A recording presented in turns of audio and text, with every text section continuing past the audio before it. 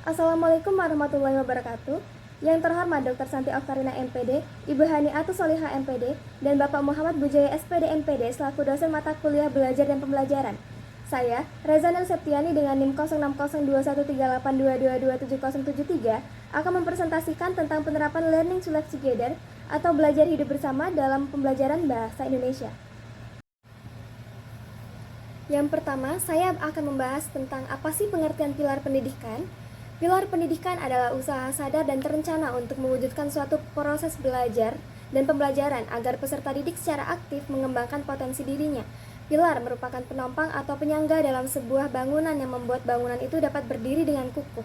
Menurut Shafril dan Zen 2007, pilar pendidikan adalah tiang atau penunjang dari suatu kegiatan usaha, pengaruh, perlindungan, dan bantuan yang akan diberikan kepada anak didik yang bertujuan untuk pendewasaan anak.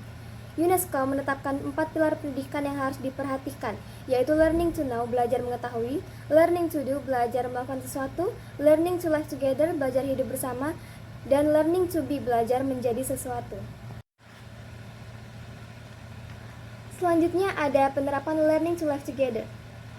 Dalam konteks pembelajaran bahasa Indonesia, penerapan pembelajaran hidup bersama dapat dilaksanakan melalui cara-cara sebagai berikut. Yang pertama, guru dapat menambah beragam materi seperti sejarah, sastra, dan budaya Indonesia dari berbagai kelompok etnis, suku, dan agama. Yang kedua, memberi kesempatan kepada siswa untuk berbagi pengalaman dan sudut pandang pribadi terkait topik yang dibicarakan di kelas. Yang ketiga, memberi kesempatan kepada siswa untuk belajar secara kolaboratif berpasangan atau kelompok untuk menyelesaikan tugas atau proyek. Yang keempat, mendorong siswa untuk mendengarkan secara aktif dan penuh rasa hormat kepada teman-temannya selama diskusi kelas atau presentasi. Dan yang terakhir, mengembangkan rasa empati terhadap perbedaan dan kesamaan mereka pada saat mengutarakan pendapat dan pengalaman orang lain. Selanjutnya adalah contoh kasus dan solusi. Kasus: dalam sebuah kelas bahasa Indonesia terdapat siswa dari berbagai latar belakang budaya dan bahasa yang berbeda. Beberapa siswa merasa kesulitan dalam memahami materi pembelajaran karena bahasa Indonesia bukan bahasa ibu mereka.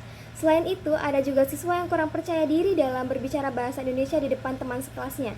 Nah, selanjutnya itu ada solusi. Solusinya adalah mendorong siswa untuk saling menghargai satu sama lain, mendorong siswa untuk berbicara menggunakan bahasa Indonesia di depan kelas dan memberi umpan balik yang positif agar keterampilan berbicara bahasa Indonesia mereka meningkat. Dengan menerapkan solusi tersebut, siswa dapat belajar bahasa Indonesia dengan lebih efektif dan juga mengembangkan sikap sosial yang positif terhadap keanekaragaman budaya dan bahasa. Yang terakhir itu ada kesimpulan. Kesimpulan yang dapat saya simpulkan dari berbagai materi dan juga contoh kasus yang saya berikan tadi, yaitu learning to live together pada dasarnya adalah mengajarkan, melatih, dan membimbing peserta didik agar mereka dapat menciptakan hubungan melalui komunikasi yang baik, menjauhi prasangka-prasangka buruk terhadap orang lain, serta menjauhi dan menghindari terjadinya perselisihan dan konflik. Dalam proses pembelajaran, pengembangan kemampuan berkomunikasi yang baik dengan guru dan sama siswa yang dilandasi sikap saling menghargai harus perlu secara terus-menerus dikembangkan dalam setiap pembelajaran. Baiklah, sekian presentasi dari saya yang dapat saya berikan dan juga saya simpulkan.